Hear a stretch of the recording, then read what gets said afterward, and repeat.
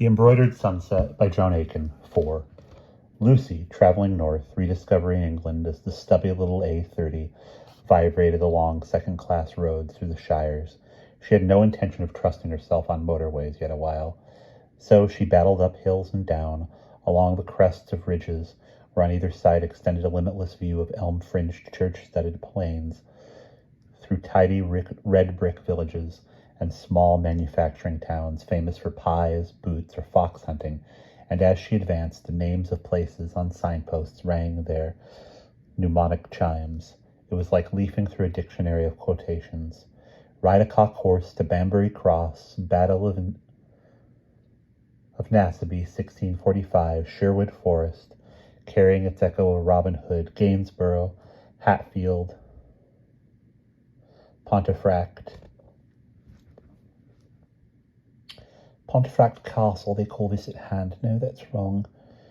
It was Barclay Castle. Pomfret was where they finally did him in, Paul Richard II. But he was a drip. Lucy could not feel total sympathy for him. Acaster Malvis, Marston Moor, Thornton le Clay. It is impossible to drive through England without remembering how thoroughly it has been battled over by Romans, Normans, Yorkists, Lancasterians. Time, it was invaded again. Maybe that was what was the matter with it, Uncle Wilby would say, so he had no patience with England nowadays.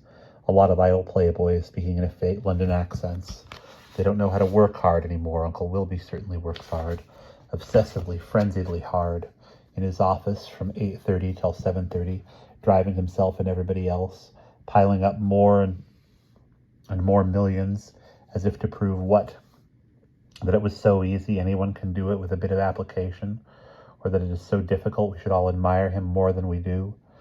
She stayed at York, but the Minster was a disappointment, stuffed with scaffolding, so that it was like a forest inside a church, impossible to admire the Seven Sisters people, kept wheeling barrows over her feet. She also visited Lancashire and West Indies Cotton Bank, repository of the annuity paid to Great-Aunt Fennel by Uncle Wilby's firm. Miss Fennel Culpepper, yes, I believe there is an account under that name. The bank manager plainly was not impressed by Lucy's threadbare duffel coat and jeans. She felt humble, a dusty field mouse that had somehow insinuated its way into an enormous polished mahogany coffin. She wished that she had thought of asking Uncle Wilby for a note. May I ask what you wish to know? The bank manager asked. He was soft and downy all over.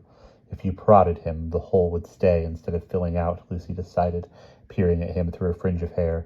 His voice was downy, too. Miss Culpepper's my great-aunt, she said. I want to locate her. After her cash, without doubt. The bank manager's pale eyes commented. After her cash, without doubt, the bank manager's pale eyes commented. Another of these students. Won't work, refuse to learn.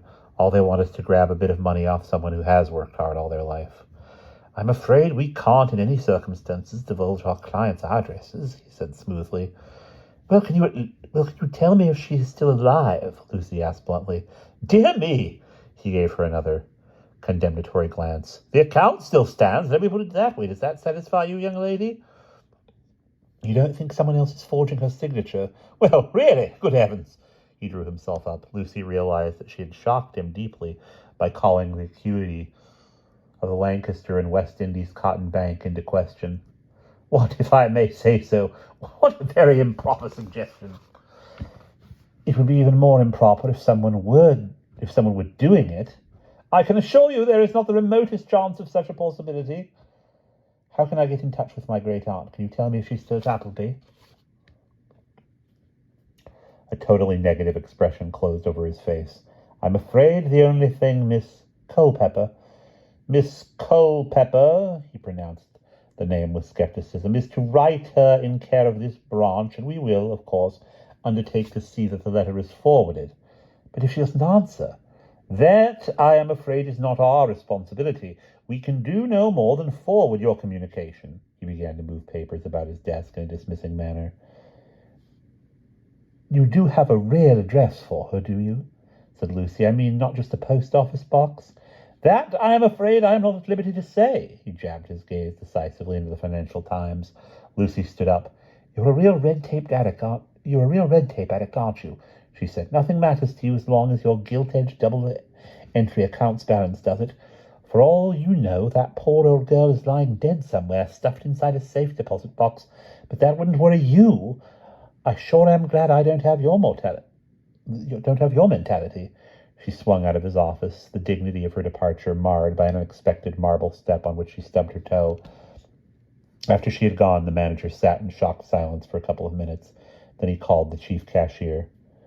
Nugent, I wish you'd just check over an account. Let's see, what's the name? Culpepper? Miss Fennel Elizabeth Culpepper? What's the trouble, sir? No, on second thoughts, don't bother. The manager, embarrassed and irritable, was already regretting his impulse. The girl's suggestion was too impossible to take seriously. Students, I'm glad my Maureen is going straight into the bank. And we'll pause there.